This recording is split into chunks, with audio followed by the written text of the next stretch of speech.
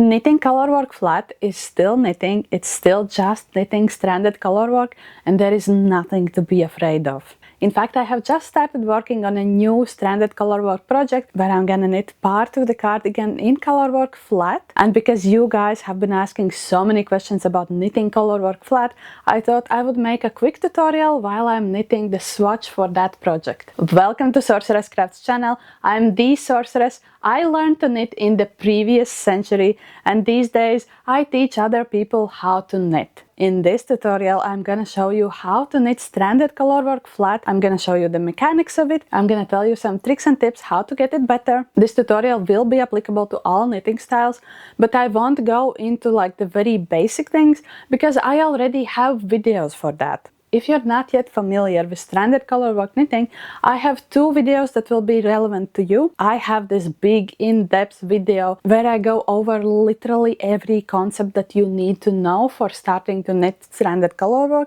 and I won't go over most of those things here again. So in this video I am expecting that you already know the basics, and also I have a separate video for continental knitters where I show 4 different methods how you can be knitting stranded colorwork if you are a continental knitter. And honestly, even if you are an English knitter, 2 of those will still kind of apply to you. There I show the two-handed colorwork knitting method where you're holding one yarn in your left hand and the other yarn in your right hand. But I'm also showing the method where you're just holding one yarn at a time, and while I am showing it in continental style, all of that will still be applicable if you're also knitting English style. You just wrap your yarn differently, but everything else still applies. And also in that video I explained the pros and cons of each of those methods. So if I mention something in this video where I'm saying that, oh, this is my favorite method, or I really don't like this method, I explain a bit more in that video. But before we can get to the hands-on tutorial part, let's talk about cases where I would choose knitting colorwork flat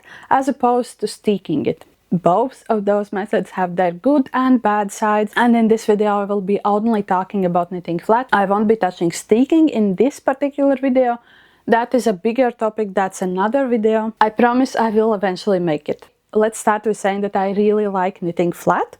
I don't mind purling at all. For me it's literally just the mirrored knit, so there is really no big difference for me whether I'm knitting or purling, and the same thing applies for purling in colorwork. There really isn't much of a difference for me, and mostly there isn't much of a difference because I have practiced it. I don't very specifically remember when was the first time when I tried it because it was a long time ago, but I do remember that at first I wasn't a huge fan and I thought that, oh, I don't want to do this. But well, I'm a stubborn witch. I kept practicing and I realized that it's all just in the muscle memory, and now I actually really enjoy it. So that is kind of the first reason how you should choose whether you want to knit it flat or whether you want to steek it, is simply what is your personal preference. But you can't decide on what is your personal preference until you have given both of those things a proper try. Second reason, I would look at the fiber that I'm working with. If I'm not knitting with any super grippy fibers,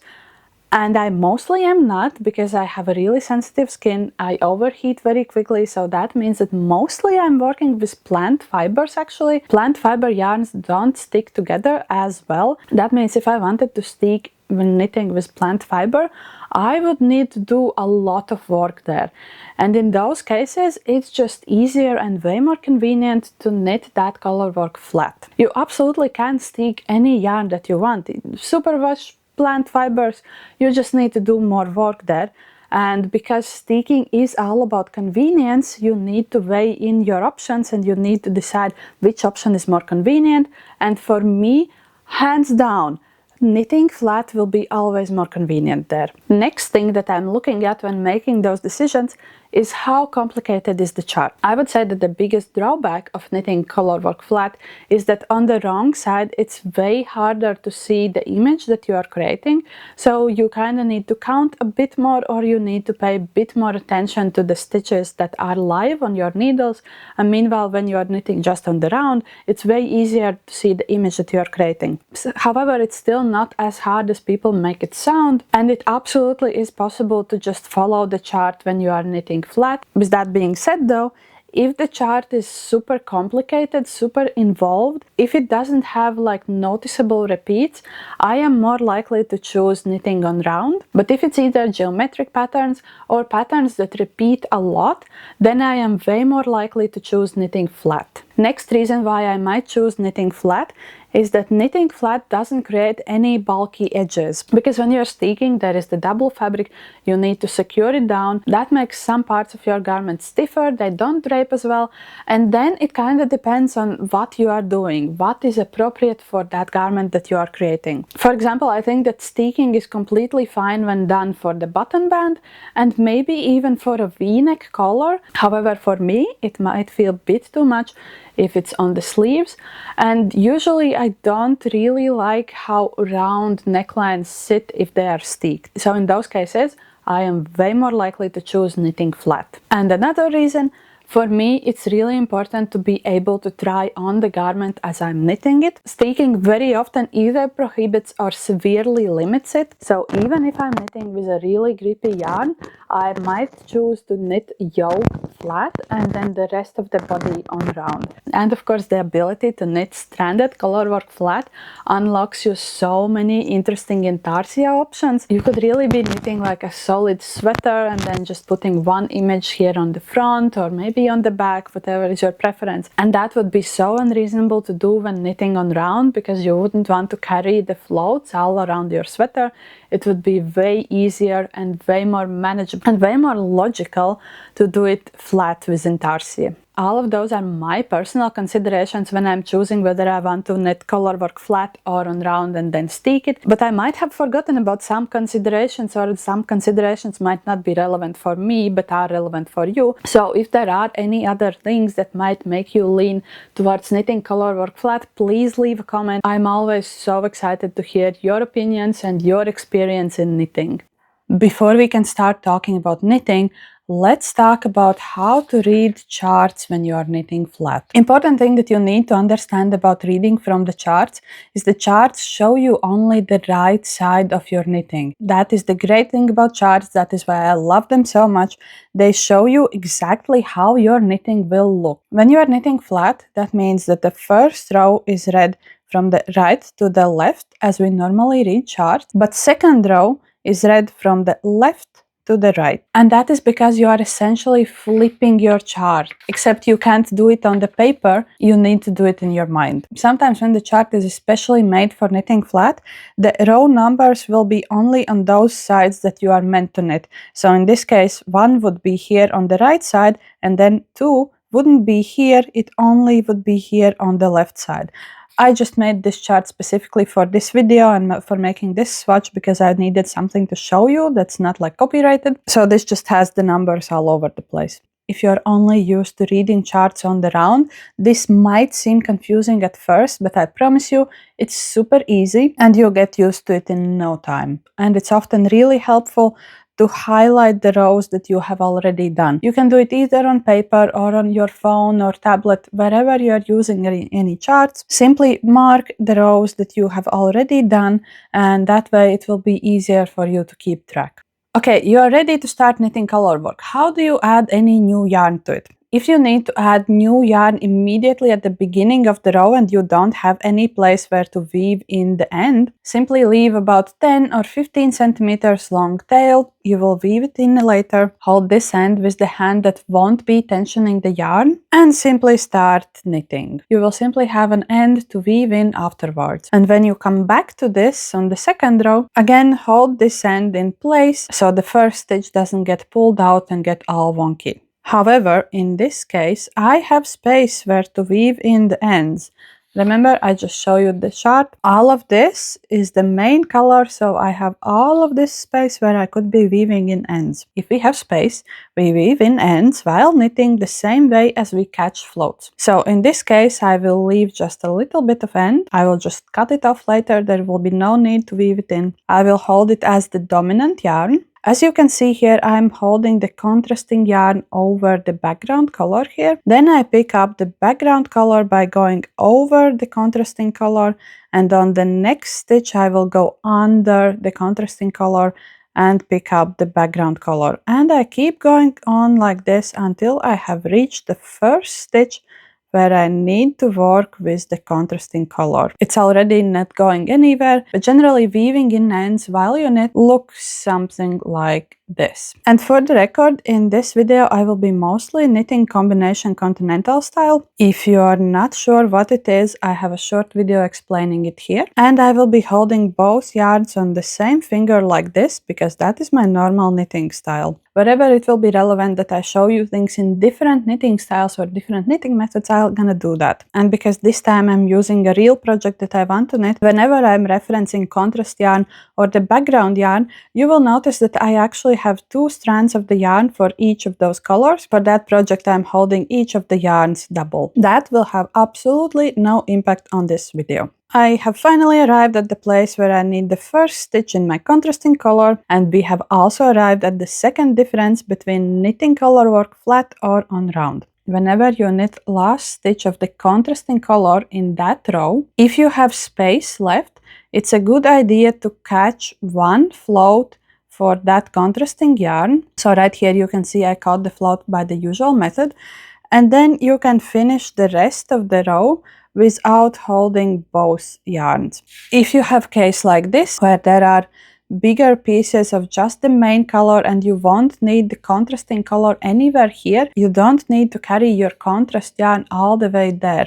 You can simply drop it here. But it is best practice that you catch the float here, because on every row you will need to anchor your contrasting yarn. And in a second I'll show you exactly what that means. But before we can fully get to the anchoring bit, let's talk about the mechanics of purling when you are knitting colorwork flat. Honestly, purling in colorwork isn't all that different from just purling. After all, we are just knitting here. It's not that extra difficult or that extra special from anything. I'm just going to demonstrate real quick how purling looks in different knitting styles and methods. Regardless of which knitting style or method you are using, the most important thing is that when you are purling, both yarns are staying in front of your needle, because currently the wrong side is facing you. And in stranded colorwork, it's always important that both yarns always stay to the wrong side of your work. Of course, I do think that my knitting method is the most convenient one, so I'm going to start with that one. This is Eastern purl. It's used both in Eastern and combination knitting, and as always we are making stitches through the leg that's closest to the needle tip. Nothing new here. And then for the dominant yarn, this is what the purling looks like. And as I said before, it's important that both yarns stay to the wrong side of your work, so I am picking up the yarn here, kind of between the yarns. If you are using Western continental knitting, the principle is very, very similar. You simply make the purl in Western style, and that's all there is to it. When purling colorwork with Western style, with the dominant yarn, it's kind of more convenient for me to pull the yarn with my thumb, but you can also do it just by moving your index finger. If you're using the method where you are holding just one yarn at a time, then your life is pretty easy on purling side. Just remember that when you're changing the colors, non-dominant yarn always goes on top and the dominant color always goes on bottom. So the change of the yarns will look like this when you are changing to the dominant color. You just make your stitches. And then when you are changing to the non-dominant color, it goes over like this. And this is what your floats should look like. They should always be parallel to each other. They shouldn't be twisting. And of course, the same exact thing applies to English knitting too. Like literally the only difference between English and continental knitting is how you tension your yarn. Everything else stays the same, and again, when you want to change the colors, the dominant yarn goes on the bottom and non-dominant color goes on top. So just like that. See, same principle. And then if you're using the two-handed method, the background or non-dominant color goes in your right hand for English knitting, and your contrasting color or your dominant yarn goes in your left hand for continental knitting. And you just make stitches as per usual. And of course, the benefit of this style is that the color dominance is automatically observed because you are simply holding your yarns like that.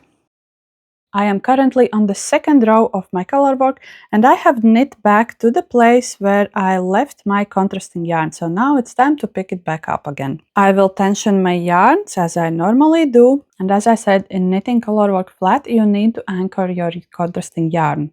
Otherwise, you will start getting holes around the color work, and it kind of won't hold together with the main fabric. Anchoring your yarn simply means catching a float one stitch before you need to start knitting with your contrasting yarn. In my case, because I'm holding both yarns together, it would look like this. I would insert the needle in the stitch, I would go under both yarns, then I would go over the contrasting yarn and pick up my background color and make a stitch with the background color. With really grippy yarns like these, they sometimes tend to stick together, so after catching floats I sometimes just want to separate them a bit so the catching floats don't show anywhere on the right side. Now I have anchored the yarn and I can simply knit those stitches that I need with my contrasting yarn. And now for this row, I don't need the contrasting yarn anymore, so I will do the same thing again. I will simply catch the float of the contrasting yarn, then I will drop this contrasting yarn and finish purling this row. Another way how to anchor your yarn is not catching a float, but kind of doing the intarsia method. And this method would also work if you would need to knit with the contrasting color here on the first stitch immediately. And by first stitch, I mean the first knit stitch, not the selvage edge. The selvage edge should always be in the main color to keep the integrity of the fabric. So what you can do here, take the contrasting yarn and wrap it around the main yarn and knit it like this. Sometimes you will also need to pull a bit on your background color to keep everything neat. And this way you have already anchored the contrasting yarn in place. And then for the same method, when you are done with your contrasting yarn in this row, simply start knitting with your background color. This time you haven't anchored the yarn yet. You will not need to do it again on the next row. Biggest drawback of this method is that it will keep twisting your yarns around. I try to avoid it wherever I can, but well, sometimes it actually is the most convenient way, especially if you need to start knitting with the contrasting yarn immediately in the row and not like in this example where I'm currently only starting in the middle. And then here's what the intarsia method would look on the wrong side of your work. You work the last stitch in the background color that you need. If you have cases like this where you are working in the contrasting yarn and kind of the stitch got elongated, you can simply pull on the yarn and you don't have to worry about tension. Just pull it back to its size. And now you simply put the contrasting yarn over the background color like this and knit the stitches that you need in the contrasting color. And again, the yarn is anchored here. It's not going to show anywhere on the right side. And sometimes this method might be convenient for people who don't hold both yarns on the same finger. If you hold by dropping your yarns and only picking one yarn at a time to knit, this actually might be a more convenient method for you. Again, the reason why we need to anchor our yarns when knitting colorwork flat is that you are essentially making an image out of two completely different yarns. They are not connected when they are in the balls like this. You need to connect them in your knitting, and if you don't anchor your yarn, the colorwork will just kind of start floating away and you will start seeing holes around the colorwork.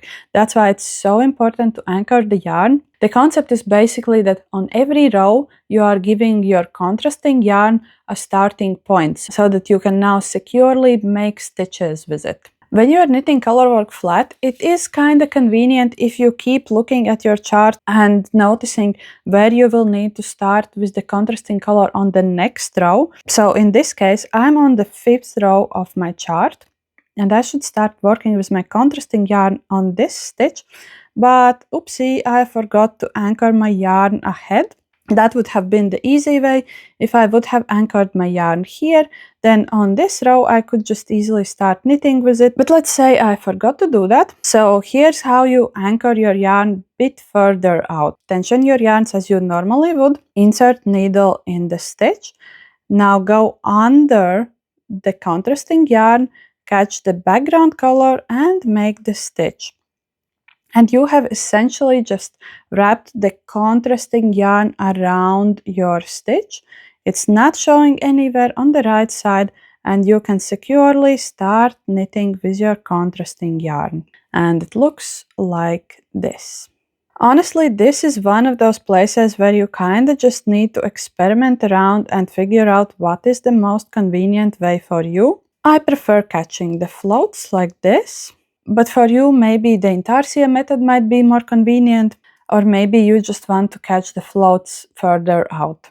I will say though, if I would have a colorwork element far away and I didn't have the yarn attached to it in the previous row, it would be very difficult to just pull out the yarn back here by catching the float. It might start overly much pulling on the background color. Like even here, when I just showed you how to catch the float here, it is mildly pulling on this stitch. In this case, it will be completely fine because it's not a big distance. It will even out in the next row. But if I had any colorwork element right here, for example, I would need to carry the yarn by catching the floats. Otherwise, it will start bunching up your work. You know what? Actually, let's add a new element here now that I think of it, and I will show you. Okay, let's add an element right here on the next row. At first I won't carry the yarn out here, so on the next row I can show you what happens if the yarn isn't already in the place where it needs to be when you start that row. Okay, with that new addition, now this stitch should be made in the contrasting color, but my contrasting color is all the way here. If I just pick it up and start and make a purl stitch here. First of all, that's a humongous float. That is not nice to leave in your work. Second, it's not anchored anywhere. And when you turn to the right side, you can see that it doesn't want to hold together. Right here, there will be a gap. I don't know. I'll make a real quick pass back to show you how it would look.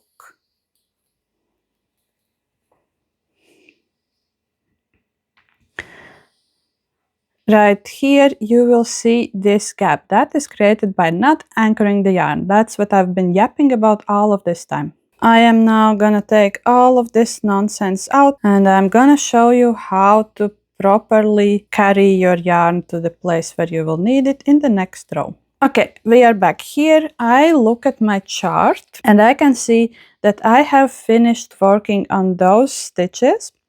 And on the next row here, I will need a new element here. So I need to carry the yarn all this way here and anchor it somewhere here. I hope I'm not making this too confusing right now. And the answer to that obviously is simply catching the floats until you reach the place where you will need the contrasting yarn again. How often you catch the floats is entirely up to you. For anchoring yarn, I like to catch my floats a bit more often than I would normally do. So even with this super grippy yarn, I caught the floats every 2 stitches. You could do it less often, more often, depends. But generally, because it needs to anchor the yarn in this place, I do kind of recommend catching your floats a bit more often than you would normally do. And now the contrasting yarn is carried all the way to the new spot where I will need it in the next row. I can simply drop it and finish this row as I would normally. I am currently 1 stitch away from needing to work my contrasting color here. So I will again pick up my contrasting yarn and tension it as normally. I will catch my float here.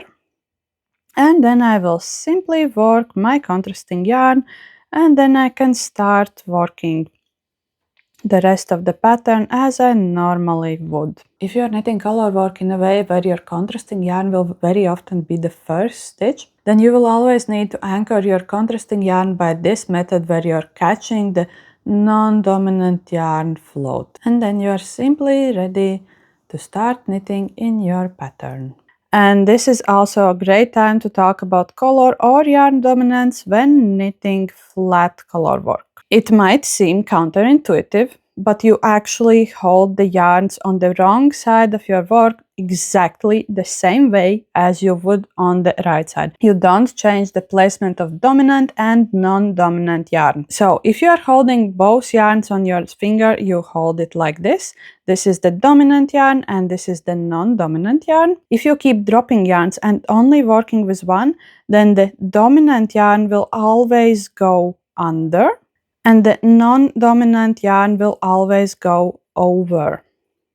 And if you use my least favorite colorwork knitting method, where your contrasting color is in your left hand and your background color is in your right hand, nothing wrong with this method, I just personally don't like it. Then again, you don't swap them for the wrong side. You simply keep knitting the same way as you would. You simply do the purl stitches here.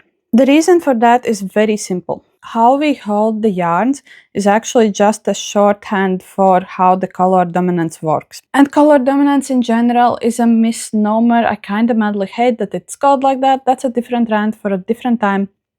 Anyway, a better way how to call it would be yarn management system, because all that needs to happen is that your dominant yarn is always going under the non-dominant yarn. So the dominant yarn is closer to the knit and the non-dominant yarn is a bit farther away. And of course it's yarn. Those differences are very small and that gives you this nice even knit where you can see literally every stitch of the contrasting color. So that is the good news for knitting color work flat. You don't actually need to change how you hold the yarns at all. You don't need to learn anything new for this. You just keep going the same way as you would on the right side. I have already shown in this video a little bit how to catch floats when you are purling in the color work, but I'm going to show you that again, and I'm going to show it in every knitting style. So first off, my knitting style. If you are knitting combination continental and you are holding both yarns on your finger at the same time, catch float for the dominant color, go under both yarns, go into stitch, go over dominant yarn, under non-dominant yarn, pick it up and make a stitch. And then keep knitting as per normally. Honestly, it's easier to do if your yarns aren't as grippy as this one. Catching the non-dominant yarn floats are always a bit more inconvenient. And of course, there are several methods how to do it. This is what I use. I go into the stitch and then with my thumb here, I bring down the non-dominant yarn, hold it, then pick up the dominant yarn and keep knitting as per normally. And I have caught the float here. As always, absolutely no caught floats should be showing on the right side of your knitting. But if some are showing somewhere, I don't know if I stretch this out, maybe I can show you. Yeah. If some of the floats are kind of showing on the right side, go to the wrong side, figure out which float is showing up and tug it a little bit. And now it's not visible anywhere. In this case, because it was the end, you could also just pull on the end like this. And then again, it should not show anywhere on the right side. And if there's like a little bit of unevenness, that will block out. Of course, if you're knitting Eastern Continental style, then the same way of catching floats applies to you, the same way as in combination style, because in combination style, we are using the Eastern purls. If you are knitting Western Continental style and you are holding both yarns on your finger, this is how you catch floats when purling color work. Go under both yarns, insert needle in the stitch, bring down both yarns over the needle, pick up the non-dominant yarn and make the stitch. Sometimes it will happen that the non-dominant yarn gets caught on here because of how Western purl is made. By the way, that is one of the reasons why I don't like Western purl. Again, just a personal preference. Anyway, if that happens, just pull a bit on the contrasting yarn and it will pop out right here. And then when you make the next stitch, you will see that it's properly caught here. When you are catching the float of the dominant yarn, on the wrong side, it will simply mimic the purl bump. And again, not visible anywhere on the right side. And now to catch the non-dominant yarn in this style, this is how I would do it. Before I even go in the stitch, I will bring down the non-dominant yarn, hold it like that, then go into the stitch, pick up the dominant yarn, make the stitch, bring back both yarns over my finger, and keep knitting as per usual. And again, this is not my usual knitting style, so I apologize for any awkwardness there. But honestly, it is a really good lesson that lots of awkwardness or fiddliness or any other reasons why you might feel that you don't like knitting colorwork flat is just lack of muscle memory. I adore knitting colorwork flat. It's one of my preferred things to do, but even whenever I need to switch style, it gets awkward for me because I'm simply not used to doing it. You simply need to practice. If you are knitting colorwork by this method, where you're only holding one yarn at a time and you are dropping the other yarn, here's how I would catch floats in this method. From comments on my videos, I know that people sometimes do it in other ways, but I consider this to be the easiest and kind of the convenient method for doing this. To catch the dominant yarn, before you even go into the stitch, take dominant yarn, bring it under non-dominant yarn, over your needle like this, and just hold it here. Purl the stitch in the non-dominant yarn, and now bring the dominant yarn back under the non-dominant yarn. So it's sitting right here, and just make the stitch. And this method works the same in all knitting styles. So regardless if you're knitting continental, English or Portuguese style, this method works the same. And now if you need to catch the non-dominant yarn, bring it over dominant yarn and just leave it right there. You can hold it with your left hand like this, make the purl stitch with your dominant yarn, and then bring back the non-dominant yarn back here and keep knitting as normally. And of course, when we are catching the floats for non-dominant yarn, they don't fully mimic the purl bump. They kind of go below the purl bump, but still on the right side, they won't be visible anywhere. If you knit with this method where you are holding your contrast yarn in your left hand and doing continental knitting with it, and holding your background color in your right hand and doing English knitting with it, here's how you catch floats when purling colorwork. To catch the dominant yarn, with your needle, go under the dominant yarn, insert needle in the stitch. You can see that this yarn is now kind of staying over the stitch. Then make the stitch with your non-dominant color, and then you can simply continue purling. Again, I apologize for my awkwardness with this style. I literally never use it. And then to catch the float of the non-dominant yarn, I would simply bring it over to my left hand, hold it with my middle finger like this, make the purl stitch with the help of my thumb like this, and then bring the yarn back. Is it a bit fiddly? Yeah, it is. I have talked about this in my previous videos, but just to repeat myself, for your regular knitting, you never want to catch floats by that method where you are wrapping the yarn around each other like this. That is a specialty method that's used to create a really stiff and thick fabric. You lose so much elasticity of your fabric if you catch your floats like this. It's just insane. And that's why in normal stranded colorwork knitting, we are not using this method. Regardless if you are knitting it on round or flat, this is simply not a good method to use. I actually don't think that purling or catching the floats is the difficult bit about knitting colorwork flat.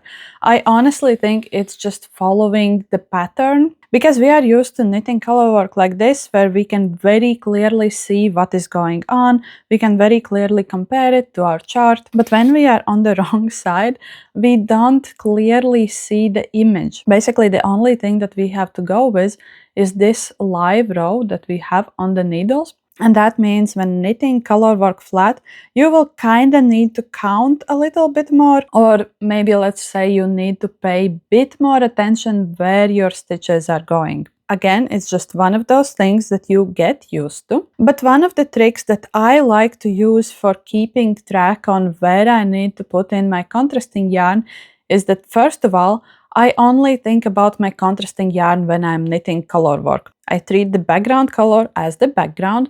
I kind of don't pay attention where it needs to go. Instead, the way I think about knitting colorwork, I think where the contrasting stitches need to go in relation to the previous stitches. For example, in this pattern, I know that currently the outmost contrasting stitches are always going outwards by one stitch. So they are always going one stitch outwards. And that's just how I knit them. I know that here on the edges where I have the first bit of the contrasting color and the last bit of the contrasting color, they just need to move one stitch further towards the edge. And then I don't need to count any stitches.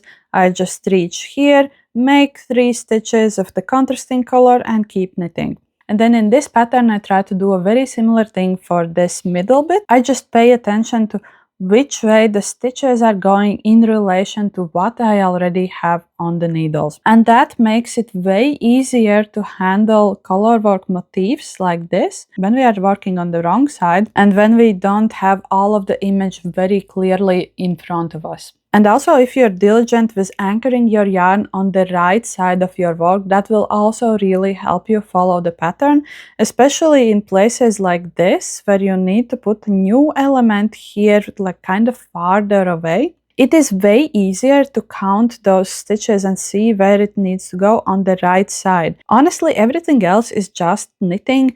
It's the same as knitting your colorwork motifs on round. There aren't that many special things about knitting colorwork flat. At first, when watching tutorials like this, where there's like lots of information and where I explain every step in several different ways, can sometimes feel overwhelming, but I really want to encourage you to just give it a try. Sit down with a swatch, pay attention to what you're doing, try out different knitting methods. It might happen that you want to knit the right side in one method and then the wrong side in a different method. That is completely fine. Just give it a try, practice a bit. Don't decide that you don't like it on your first try. As you could see in this video, even for me, there are some methods that aren't as convenient or flowy or smooth as others. That's why you need to try out different things. I have spent a long time practicing my method, and I have also spent a lot of time trying out different methods and seeing how I like or dislike them and thinking about what I like or dislike about them. That's why I can show you how to do them even though I don't use them regularly. And that's why I can also tell you with confidence that I have a preferred method and that I don't like other methods. And that is also the reason why I can tell you that you might very likely choose and prefer other methods than I do. That's why I'm showing all of them to you. In knitting, you have so many options. You just need to try them out and you just need to practice your muscle memory. I sincerely hope that this tutorial was useful for you. I would love to hear what projects you want to work on now that you have learned how to knit colorwork flat. And if you would like to support this channel and me making more tutorials like this, I also have a Buy Me Coffee account where for the price of just one yarn ball you can support more free tutorials like this. But please know that there is no extra content there. I have promised myself that all of my crafting tutorials will be for free. I want them accessible for everyone because I truly believe that this world would be a much better place if everyone had a chance to learn at least one craft. Thank you for watching this video till the end, and I will see you in the next video.